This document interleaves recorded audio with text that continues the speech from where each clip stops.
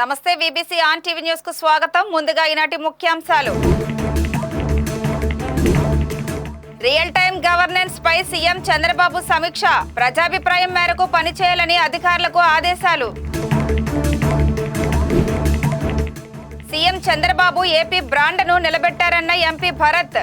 Davos సదస్సులో పెద్ద దిక్కుగా వ్యవహరించారని ప్రశంస.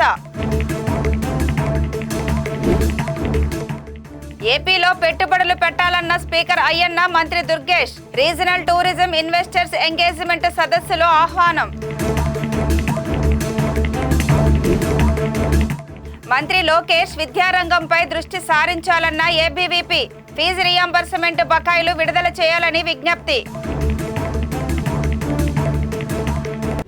రాష్ట్ర ప్రభుత్వ కార్యక్రమాలు, పథకాల అమలుకు సంబంధించి ప్రజల అభిప్రాయాలను పరిగణిస్తూ సీఎం చంద్రబాబు అమరావతిలో సమీక్ష నిర్వహించారు. లబ్ధిదారుల నుంచి వచ్చిన సమాచారం ఆధారంగా వివిధ శాఖల పనితీరును సీఎం సమీక్షించారు. పెన్షన్ల పంపిణీ, దీపం పథకం అమలు, అన్నా క్యాంటీన్ల నిర్వహణ, ఇసుక పాలసీ తదితర అంశాలపై సమాచారం సేకరించారు. ప్రజలే ఫస్ట్ అనే విధానంలో ప్రజల అభిప్రాయాలు, అంచనాల మేరకు పనిచేయాలని సీఎం చంద్రబాబు స్పష్టం చేశారు. కాగా 7 శాఖలకు సంబంధించిన పథకాలు, ప్రభుత్వ కార్యక్రమాలపై సేకరించిన వివరాలను అధికారులు ప్రెజెంటేషన్ ద్వారా వెల్లడించారు. అంతిమంగా ప్రజల సంతృప్తి లక్ష్యంగా క్షేత్రస్థాయి పరిస్థితుల ఆధారంగా ప్రభుత్వం ముందుకు వెళుతుందని సీఎం తెలిపారు.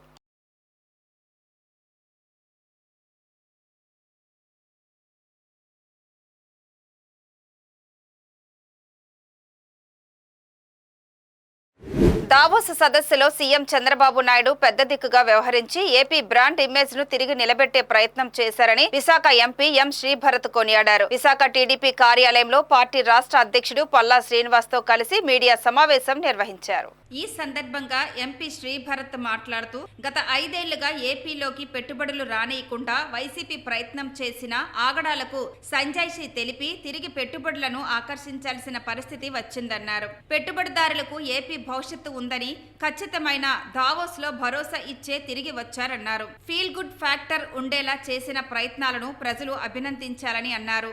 రీసెంట్ గా ముఖ్యమంత్రి గారు లీడ్ చేసిన డెలిగేషన్ దావోస్కి వెళ్ళడము, అక్కడ అనేక కంపెనీలు, ఇతర రాజకీయ నాయకులు అందరినీ కలవడం. 2 ఇవాళ యువగలం ప్రారంభించి 2వ సంవత్సరం అవడం, దాన్ని కూడా పొద్దున సెలబ్రేట్ చేయడం జరిగింది. సో ఫస్ట్ డావోస్కి వచ్చేసరికి ఇండియాలో అసలు ఏ నాయకుడు వెళ్ళే ముందు కూడా ఫస్ట్ మన ముఖ్యమంత్రి చంద్రబాబు నాయుడు గారు డావోస్కి 1997లో మొదటిసారి వెళ్ళడం జరిగింది. అండ్ డావోస్లో కూడా మీరు చూసారు, నేషనల్ మీడియా వాళ్ళు చాలామంది మాట్లాడుతూ ద ఒరిజినల్ డావోస్ మ్యాన్ అని బాబు గారి గురించి చెప్తుంటే నాకు చాలా గర్వంగా అనిపించింది. సో గత 5 సంవత్సరాల్లో దాంట్లో ఒక సీరియస్ లెసన్ లేకపోవడం, అంతేకాకుండా రాష్ట్రంలో చాలామంది పెట్టుబడిదారులని సరిగ్గా ట్రీట్ చేయకపోవడము, హింసించడము, భయపెట్టడము, పంపించడము. ఇక్కడేమో మీకే తెలుసు, లులు మాల్, ఫ్రాంక్లిన్ టెంపుల్కి పంపించడం. రెన్యూబుల్ ఎనర్జీలో 1000 కోట్ల పెట్టుబడి రాష్ట్ర వ్యాప్తంగా వస్తే పీపీఎల్ మేము కట్టము అని వాళ్ళని భయపెట్ట, ఇట్లా రకరకాల హింస కార్యక్రమాలు చేశారు. సో ఇవాళ మనం డావోస్కి వెళ్ళినప్పుడు రెండు చేయాలి. ఒకటి, తిరిగి మళ్ళీ Andhra Pradesh is open for business, మీరు అందరికీ పెట్టుబడులు పెట్టాలి, బాగుంది అని చెప్పడానికి ఒకటి. ఇంకోటి, గత ప్రభుత్వం చేసిన అన్ని తప్పులకి మనం సంజాయిషి చెప్పి వాళ్ళకి ఒక ధైర్యం చెప్పాలి. ఎందుకంటే ఇందాక లొకేషన్ మాట్లాడుతూ కూడా ఒకటి చెప్పారు, చాలామంది కంపెనీస్ గత ప్రభుత్వంలో అది ముఖ్యమంత్రి గారిని కలవాలన్నా, గత ఐటీ మంత్రి అయినా, ఇండస్ట్రీ మంత్రి అయినా కలవాలన్నా వాళ్ళు దొరకకపోవడం, వాళ్ళ సమస్యలకు ఒక జవాబు కూడా చెప్పకపోవడం. సో ఇవాళ వాళ్ళు వచ్చి వాళ్ళ బాధలు చెప్పుకుంటే మనం అది ఎట్లా పరిష్కరిస్తామో చెప్పడమే కాకుండా భవిష్యత్తులో ఇట్లాంటి అనుభవం మీకు మళ్ళీ ఉండదని నమ్మిస్తేనే వాళ్ళు వెళ్ళి ఇంకో 10 మందికి చెప్తారు. ఎందుకంటే నేను మీకు చెప్తున్న అంతర్గతంగా చాలా డిస్కస్ చేసింది ఏంటంటే, గత 5 సంవత్సరాలు ఇప్పుడు ఎవరో ఇక్కడ ఒక 1000-2000 కోట్లు పెట్టుబడి రాష్ట్రంలో పెడతారు, మీరు వాళ్ళకి అన్యాయం చేస్తారు. వాళ్ళకి ఇవ్వాల్సిన పీపీఏ డబ్బులు మీరు ఇవ్వరు, లేకపోతే ఇవ్వాల్సిన ల్యాండ్ మీరు వాళ్ళకి కేటాయించరు, లేకపోతే మీరు తెలుగుదేశం పార్టీ సానుభూతి పరులని మీరు భావించి వాళ్ళని హింసించడము, ఇవన్నీ చేయడం వల్ల వాళ్ళు మాత్రమే బాధపడటం కాదు, వాళ్ళు ప్రపంచవ్యాప్తంగా ఇన్వెస్టర్ కమ్యూనిటీ, పారిశ్రామికవేత్తల కమ్యూనిటీలో ఆంధ్రాకి వెళ్ళొద్దు, ఆంధ్రాకి వెళ్తే మీరు చేతులు కాల్చుకుంటారు అని ఉట్టి మన రాష్ట్రంలో, మన దేశంలో కాదు, ప్రపంచవ్యాప్తంగా మనం చేశారు. అంటే ఏ స్థాయికి వచ్చిందంటే, ఇది Japanese ambassador, south Korea ambassador, వీళ్ళు కూడా ప్రధానమంత్రి గారి ఆఫీస్లో వెళ్ళి కంప్లైంట్ పెడితే కానీ ఇక్కడ వీళ్ళకి ముట్టికాయ కొడితే కానీ వీళ్ళు కొన్ని విషయాల్లో స్పందించలేని పరిస్థితి. సో దాన్నంతా మనం ఫస్ట్ కవర్ చేసుకుంటూ నెక్స్ట్ ఈ 5 సంవత్సరాలు ఏం చేయబోతున్నాము, ఎట్లాంటి పెట్టుబడులు రావాలి, దాని మీద కూడా డిస్కస్ చేయడము. ప్రధానంగా మనం డావోస్కి వెళ్ళేది ఏంటంటే ఒక ఫీల్ గుడ్ ఫ్యాక్టర్. ఆంధ్రాలో ఇప్పుడు మళ్ళీ బాగా జరుగుతున్నాయి అన్నీ, మీరు రావాలి అని ఒక నమ్మకం కలిగించడానికి అనేక కంపెనీలు. మొదటిసారి ఇవాళ మీరు చూస్తే చాలా రాష్ట్రాలని కూడా కలిపి ఒక పెవిలియన్ పెట్టారు, ఇండియా పెవిలియన్ అని. దాంట్లో ఆంధ్ర పెవిలియన్, తెలంగాణ, మహారాష్ట్ర, కేరళ అన్ని రాష్ట్రాల నుంచి మనం చూసాం. ముఖ్యమంత్రులు కూడా ప్రధానంగా మనకి మహారాష్ట్ర, తెలంగాణ, ఆంధ్ర ముఖ్యమంత్రులు కూడా అక్కడ కనపడ్డారు. సో బాబు గారు అక్కడ ఒక ప్రతిదిక్కుగా ఆయన మాట్లాడిన మాటలు కూడా నాకు చాలా బాగా అనిపించింది. ఎందుకంటే ఆయన ఒక వేదిక మీద కేంద్ర మంత్రులు, రాష్ట్ర ముఖ్యమంత్రులు, రాష్ట్ర మంత్రులు కూర్చున్నప్పుడు ఒక్కొక్క రాష్ట్రం గురించి స్పష్టించి ఆంధ్రాకి మీరు రావాలని నేను మిమ్మల్ని అడుగుతున్నాను, సరే ఆంధ్రాకి ఏ కారణం వలన మీరు రాకపోతే ఇండియాకి మాత్రం మీరు రావాల్సిందే, అండ్ ఒక్కొక్క స్టేట్లో ఏమున్నాయి స్ట్రెంగ్స్ అని చెప్తే ఈయన ఒక రాజకీయ నాయకుడు లేకపోతే ఆంధ్రాకి పరిమితమైన నాయకుడు కాదు, ఒక స్టేట్స్మన్, దేశం గురించి ఆలోచిస్తాడు, వీఆర్ ఆల్ వన్ అని చెప్తే నాకు చాలా ఆనందంగా అనిపించింది. సో రెస్పాన్స్ చాలా బాగుంది. ఎప్పుడు లేని విధంగా 5 సంవత్సరాల గ్యాప్ తర్వాత మంచి ఎనర్జీతో మీరు చూస్తే మన డెలిగేషన్లో కూడా 4 నాయకులు మన పార్టీ తరఫు నుంచి, మన ప్రభుత్వం తరఫు నుంచి వెళ్ళడం, అండ్ వాళ్ళు అక్కడ చాలా క్లారిటీగా వాళ్ళ విజన్ ఏంటి, డీప్ టెక్నాలజీ, ఏఐ, మ్యానుఫ్యాక్చరింగ్ ఇవన్నిటి మీద అక్కడ స్పష్టించడము. త్వరలో కొన్ని అనౌన్స్మెంట్స్ కూడా రాబోతున్నాయి. అది ఆ కంపెనీస్ మన మంత్రులు ప్రత్యక్షంగా అనౌన్స్ చేస్తే బెటర్ అని దాని గురించి నేను ఎక్కువ విశ్లేషించను. టీడీపీ రాష్ట్ర అధ్యక్షుడు పల్లా శ్రీనివాస్ మాట్లాడుతూ చంద్రబాబు నాయుడు అంటేనే రాష్ట్రానికి ఒక బ్రాండ్ అని కొనియాడారు. దావోస్ వెళ్లి వట్టి చేతులతో వచ్చారని ప్రతిపక్షం చేస్తున్న విమర్శలను తిప్పికొట్టారు. ఒక రాష్ట్రం అభివృద్ధి చెందాలి అంటే మరి పుష్కలంగా ఉద్యోగ అవకాశాలు ఉండాలి, యువతకి ముఖ్యంగా. ఉద్యోగ అవకాశాలు రావాలి అంటే ఇండస్ట్రీ రావాలి. చంద్రబాబు నాయుడు గారు అంటేనే ఒక బ్రాండ్ ఈ రాష్ట్రానికి. వారు అధికారంలో ఉన్నారంటే నిరంతరం కూడా ప్రపంచంలో ఉన్నటువంటి పెద్ద పెద్ద సంస్థల్ని ఈ రాష్ట్రానికి పిలిపించి వారికి కావాల్సినటువంటి ప్రోత్సాహాలు ఇచ్చి ఉద్యోగ అవకాశాలు కల్పించడంలో మరి చంద్రబాబు నాయుడు గారికి ఆయనే సాటి. మరి ఈరోజు కొంతమంది అంటున్నారు లేదంటే డావోస్ వెళ్ళారు, అగ్రిమెంట్లు ఏమి చేసుకోలేదు, వచ్చేసారని. కానీ అందరూ తెలుసుకోవాల్సినటువంటి విషయం ఏంటంటే డావోస్లో అగ్రిమెంట్లు అవ్వవు, డావోస్లో చర్చిస్తారని కూడా. అక్కడ అదొక వేదిక, అటు పొలిటికల్ లీడర్షిప్కి, అక్కడ అలాగే పెట్టుబడులు పెట్టేటువంటి వ్యాపారవేత్తలకు. సో అక్కడ డావోస్లో మా రాష్ట్రం ఒక పెవిలియన్ ఏర్పాటు చేసుకొని, ఒక స్టాల్ లాంటిది ఏర్పాటు చేసుకొని అక్కడ మన బ్రాండ్ని, ఆంధ్రప్రదేశ్ బ్రాండ్ ఇమేజ్ని ప్రమోట్ చేసుకోవడం. ఆ ప్రమోట్ చేసుకోవడంలో ముఖ్యమంత్రి గారి పాత్ర చాలా ఉంటుంది. ఆ రోజు ప్రజాప్రతినిధులు ఎవరు ఉన్నారు, రాష్ట్రానికి ఎవరు ముఖ్యమంత్రిగా ఉన్నారు, వారి యొక్క ప్రజెంటేషన్ చాలా ఇంపార్టెంట్. ఈరోజు యువ నాయకులు కూడా, నారా లోకేష్ బాబు ఆయన కూడా వెళ్ళి అక్కడ సాధ్యమైనంత వరకు కూడా ఈ రాష్ట్రంలో ఉన్నటువంటి అవకాశాలు, అది భూమి కావచ్చు, లేకపోతే పోషకాలు కావచ్చు, అంటే బెనిఫిట్స్ ఏమిస్తామనేది, ఇన్సెంటివ్స్ ఏమిస్తామని, ఇవన్నీ అక్కడ వారితో మాట్లాడి వాళ్ళందరినీ కన్విన్స్ చేయడం జరిగింది చాలామంది. ఇందాక మా ఎంపీ గారు చెప్తున్నట్టుగా మా రాష్ట్రంలో మీకు అనుకూలమైనటువంటి వాతావరణం లేకపోతే ఈ దేశంలో ఎక్కడో దగ్గర వచ్చి పెట్టుబడి పెట్టండి అని. అందుకే చంద్రబాబు నాయుడు గారు అంటేనే ఒక బ్రాండ్ ఇమేజ్. వారు ఉంటే ఖచ్చితంగా ఇండస్ట్రీస్ వస్తాయనడానికి ఇదొక నిదర్శనం. ఈరోజు సుమారు 4 లక్షల ఎంప్లాయ్మెంట్ కలిగించేటువంటి ఇండస్ట్రీస్ వచ్చినాయి. గత ప్రభుత్వం అంతా కూడా కబుర్లు చెప్తూనే గడిపించింది. ఈ దేశానికి సంబంధించినటువంటి ప్రైమ్ మినిస్టర్ గారు కూడా వచ్చారు, వచ్చి గ్రీన్ ఎనర్జీ కోసం మాట్లాడడం జరిగింది. అలాగే రైలు ప్రాజెక్టుల కోసం మాట్లాడడం జరిగింది, రోడ్ ప్రాజెక్టుల కోసం జరగడం కూడా జరిగింది. అంటే డావోస్లోనే కాకుండా ఈ కేంద్ర ప్రభుత్వాన్ని ఒప్పించి కూడా ఈ రాష్ట్రానికి పెట్టుబడులు తేడంలో చంద్రబాబు నాయుడు గారు చాలా దిట్టడానికి ఒక నిదర్శనం చెప్పి తెలియజేస్తున్నారు.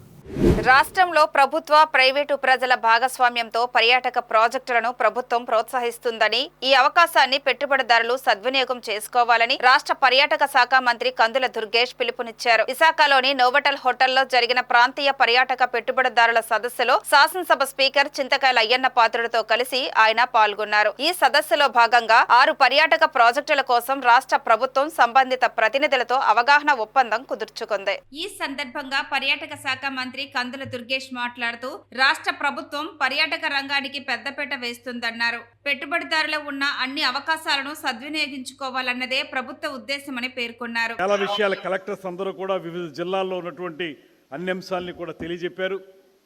ఇక ముఖ్యంగా నేను చెప్పదలుచుకున్నది, ఒక అందమైనటువంటి ప్రకృతి సౌందర్యం ఒక పక్కన, అద్భుతమైనటువంటి అటవీ సంపద మరో పక్కన, చాలా సుదీర్ఘమైనటువంటి పొడవుగా ఉన్నటువంటి సముద్ర తీరం మరో పక్కన, ఇలాంటి అద్భుతమైనటువంటి పర్యాటక హితమైనటువంటి అంశాలతోటి నవనవోన్మేష సుందర వదనార విందగా విరాజిల్లుతున్నటువంటి ఉత్తరాంధ్ర ప్రాంతం. ఈ ప్రాంతానికి సంబంధించి ఇక్కడ ఒక ప్రాంతీయ సదస్సును ఏర్పాటు చేసుకోవడం ద్వారా గతంలో స్పీకర్ గారు చెప్పినట్లుగా ఒక 5 సంవత్సరాల పాటు గతి తప్పినటువంటి ఈ పర్యాటక రంగాన్ని మళ్ళీ పట్టాలెక్కించడానికి ఏ రకమైనటువంటి ప్రయత్నం ఈ ప్రభుత్వం చేస్తుంది అనేటువంటి మాటను మీకు తెలియజెప్పడం ద్వారా మీరు ఔత్సాహికులు ఎవరైతే ఉన్నారో వారు ముందుకు రావటానికి, తద్వారా ఈ ప్రాంతాన్ని పర్యాటక ప్రాజెక్టుల ద్వారా సుసంపన్నం చేయడానికి మీరు ముందుకు వస్తారనేటువంటి ఆలోచనతో ఈ కార్యక్రమాన్ని ఏర్పాటు చేశాం.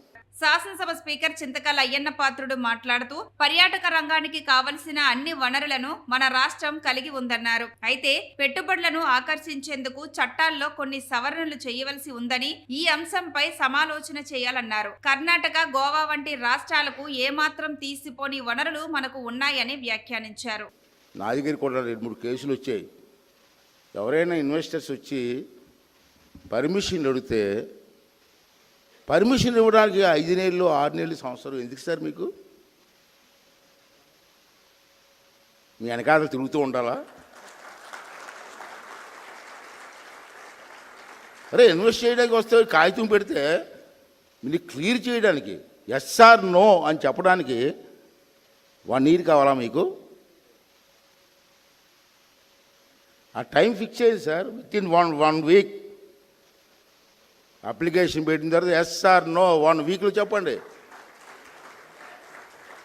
లేదో బాబా ఇన్వెస్ట్ చేయడానికి వచ్చి తిరిగి తిరిగి తిరిగి కలెక్టర్ ఆఫీస్ చుట్టూ తిరిగి, మీ టూరిజం డిపార్ట్మెంట్ చుట్టూ తిరిగి కాళ్ళు అరిగిపోయి, చెప్పులు అరిగిపోయి వెనక్కిపోతున్నారు.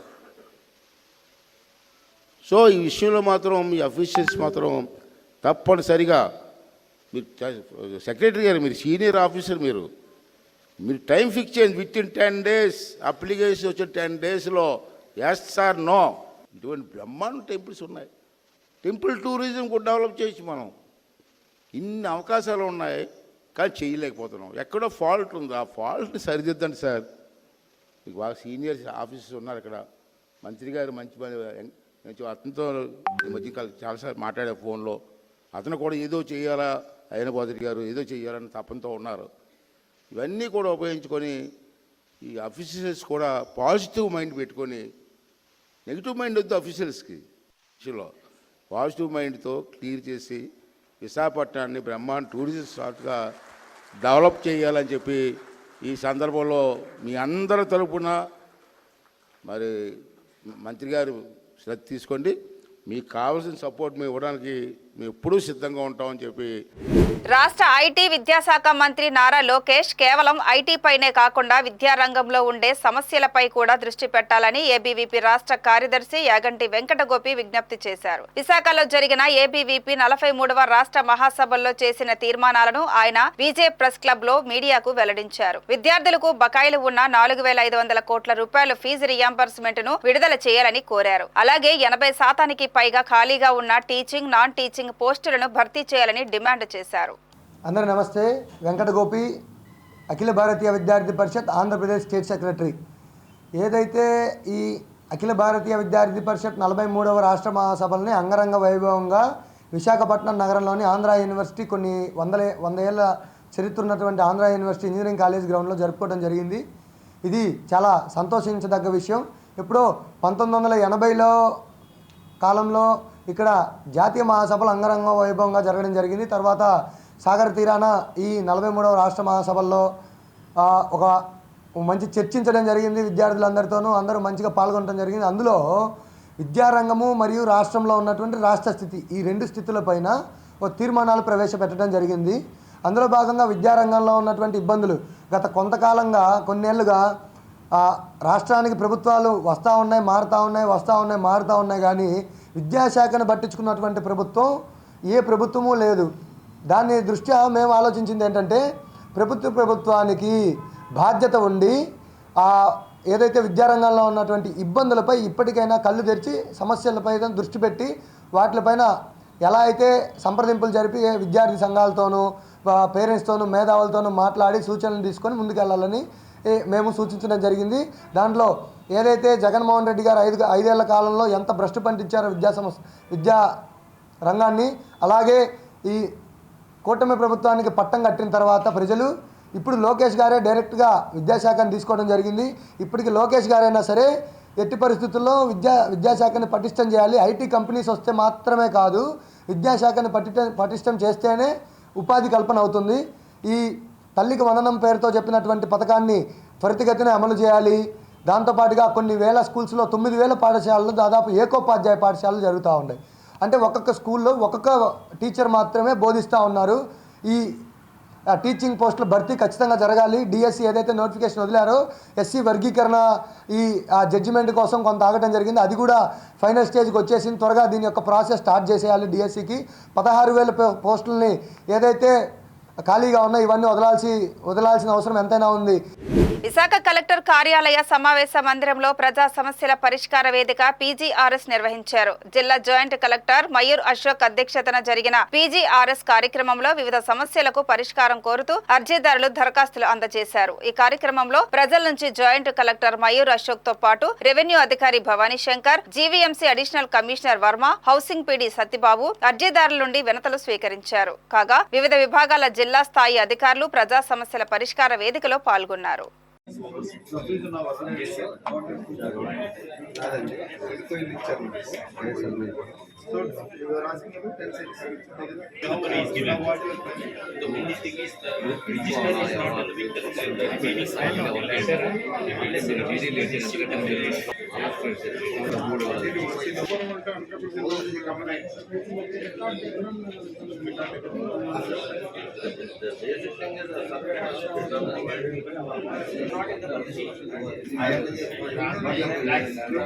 We are paying tax also. We are constructing the roof. We are demolishing.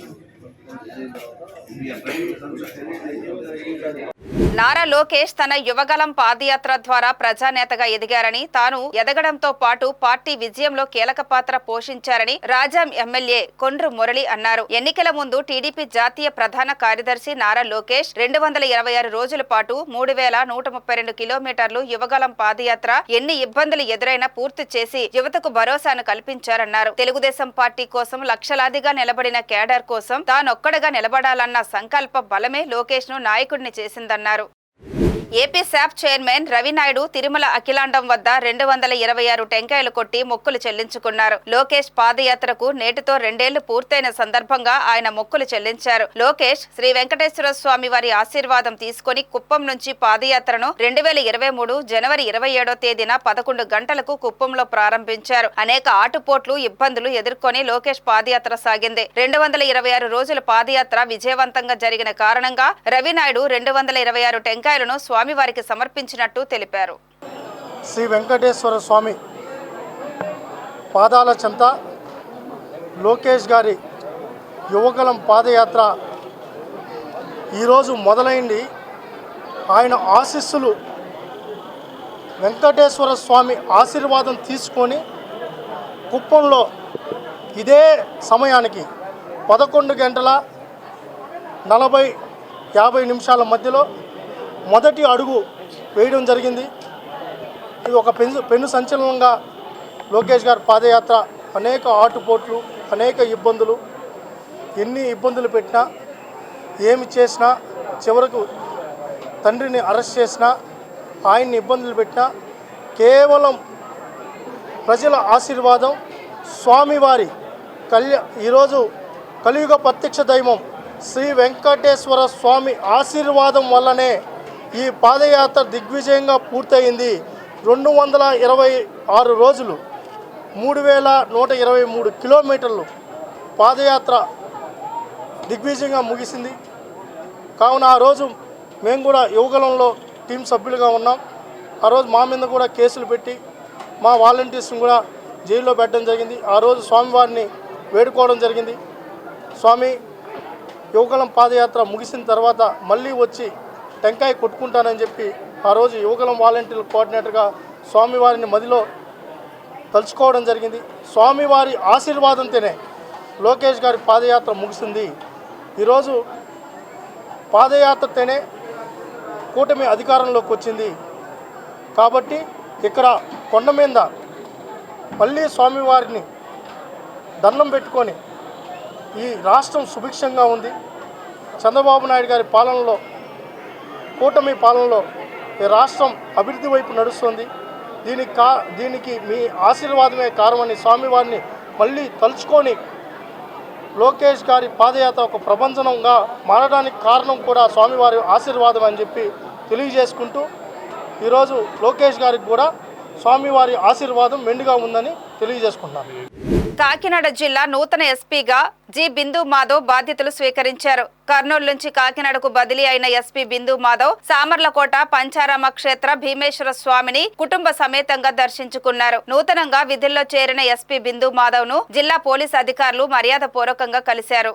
అనంతరం నూతన ఎస్పీ మీడియాతో మాట్లాడుతూ ప్రజాక్షేమమే ధ్యేయంగా పనిచేస్తానని అన్నారు. ఉప ముఖ్యమంత్రి పవన్ కళ్యాణ్ ప్రాతినిధ్యం వహిస్తున్న జిల్లాలో లా అండ్ ఆర్డర్ ను పూర్తి స్థాయిలో అదుపులో ఉంచేందుకు అన్ని చర్యలు చేపడతానని చెప్పారు. మహిళల కోసం ప్రత్యేక రక్షణ చర్యలు చేపడతానని, అసాంఘిక కార్యకలాపాలకు తావు లేకుండా చేస్తానని అన్నారు. ఇప్పుడు డివైడ్ అయిన తర్వాత కాకినాడ డిస్ట్రిక్ట్ అయ్యి ఆ డిస్ట్రిక్ట్ కి ఎస్పీ అవడం చాలా సంతోషంగా ఉంది.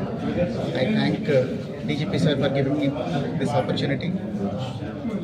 Priority areas will be, I'll try to reduce crime against women. మహిళల మీద అయితే ఏమైతే అత్యాచారాలు జరుగుతున్నాయో వాటిని కంట్రోల్లోకి తీసుకుని రావాలి. అట్లనే crime against children and marginalised sections of the society, వీటి మీద ఫోకస్ ఉంటుంది. గోయింగ్ ఫార్వర్డ్ ఇంకా ఏమేమి ఇష్యూస్ ఉన్నాయనేది టేకప్ చేసి we will address each one of them. I would like to say only one thing. I am always available. Public ఎవరైనా కూడా నన్ను డైరెక్ట్గా ఎప్పుడైనా కాంటాక్ట్ చేయొచ్చు. ఆఫీస్కి రావాలంటే కూడా వితౌట్ అపాయింట్మెంట్ ఎనీ టైం రావచ్చు. If I'm sitting in the chair I will definitely meet people. So I would like to say that we're here to deliver better policing services to public and we will stand by that word. Thank you. అదే అంటున్నానండి, ఏమేమి issues ఉన్నాయనేది I will get to them by understanding what is happening. We will address each and every one of them. నేను of the cuff అట్లా ఒక remark చేసేయడానికి I should know what is happening.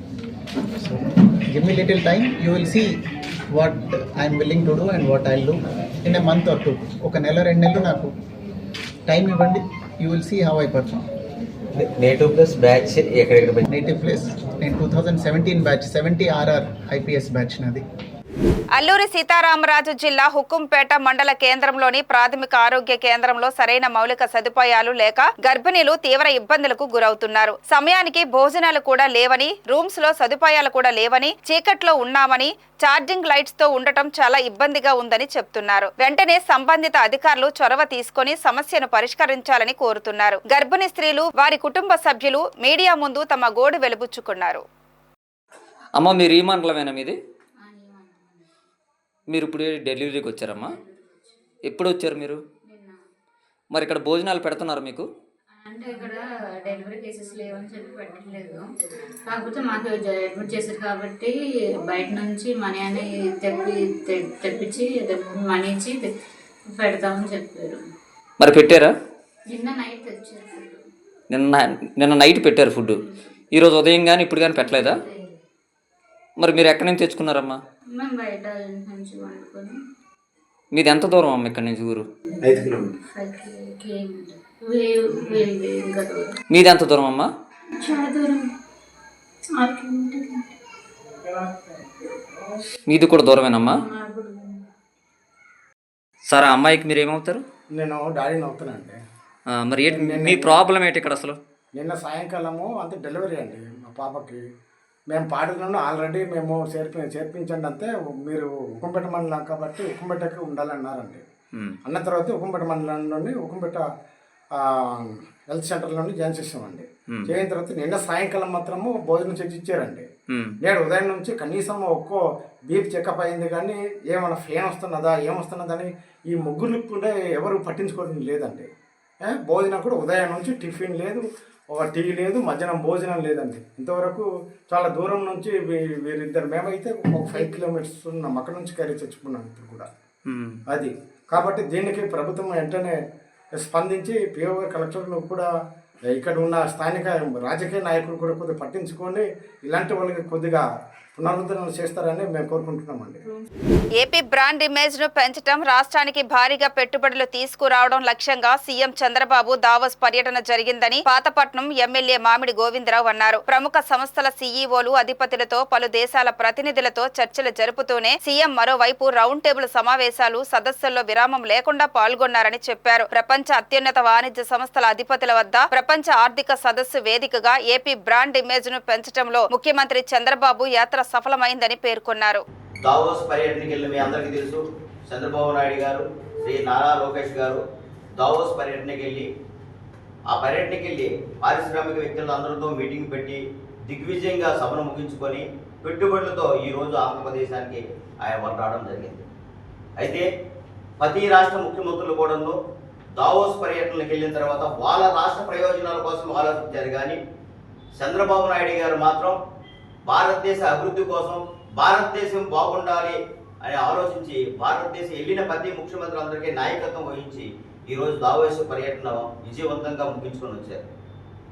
మీ అందరికీ తెలుసు జగన్మోహన్ రెడ్డి ఏం చేశారు, చంద్రబాబు నాయుడు గారు ఏం చేశారండి. అది 2014-2019 మధ్యలో నారా లోకేష్ గారు, జగన్మోహన్ రెడ్డి గారు 11.5 lakhs క్రోర్స్ ఆ రోజు ఇక్కడ తెచ్చి పరిశ్రమలు నెలకొల్పితే జగన్మోహన్ రెడ్డి ఏం చేశాడు అంటే ఈ 11 లక్షల కోట్ల పైన ఈ డబ్బులు జే ట్యాక్స్ అనే పేరుతో వీళ్ళందరినీ ఏంటి పరిశ్రమలు కానీ ఐటీ రంగాన్ని కానీ తిరిగి వీళ్ళకి అల్లబెట్టి వీళ్ళందరినీ బ్యాక్ వెళ్ళిపోయిన పరిస్థితి చేసి గత 2019-2024 మధ్యలో ఆంధ్ర రాష్ట్రాన్ని అంధకారంలో నెట్టేయడం జరిగింది. చంద్రబాబు నాయుడు గారు 2014-2019 మధ్యలో బ్రాండ్ ఏపీగా మారిస్తే జగన్మోహన్ రెడ్డి ఏం చేశారు, ఆంధ్రప్రదేశ్ని అంధకారంలో తోశారు.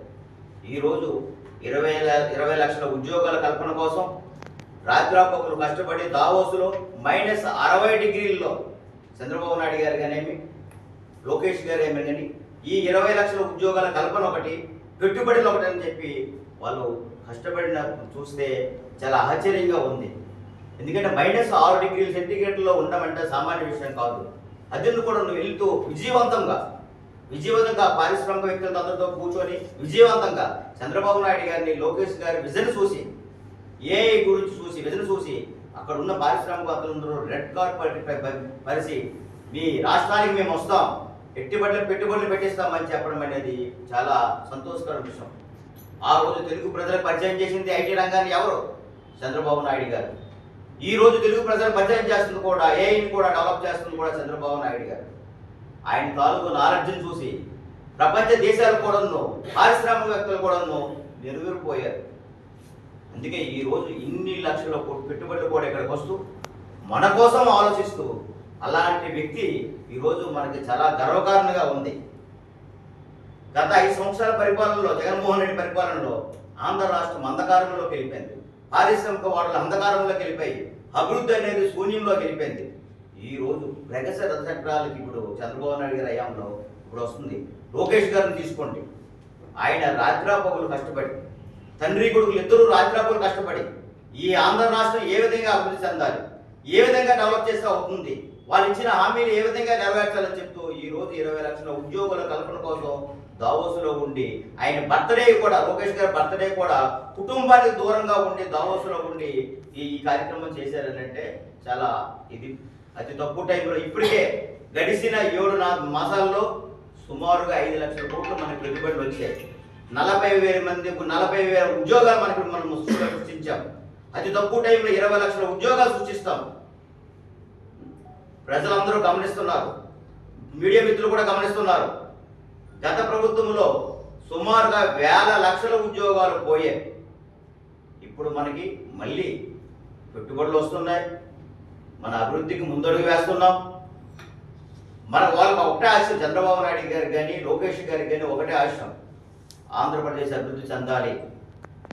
అందుకే -6 డిగ్రీల్లో కూడా మీరు చూసుంటారు, అందరూ దావో సభలో అందరూ జర్కినీలు అన్ని వేసుకుంటే చంద్రబాబు నాయుడు గారు యంగ్ లాగా 73 ఇయర్స్లో యంగ్ లాగా ఆయన చూస్తే నాకే ఆశ్చర్యం. అందరూ జర్కినీలు అందరూ చలిలో ఉంటే -6 అంటే ఆయన చూడండి, ఆయన ఒంటి మీద ఏమైనా ఉందా?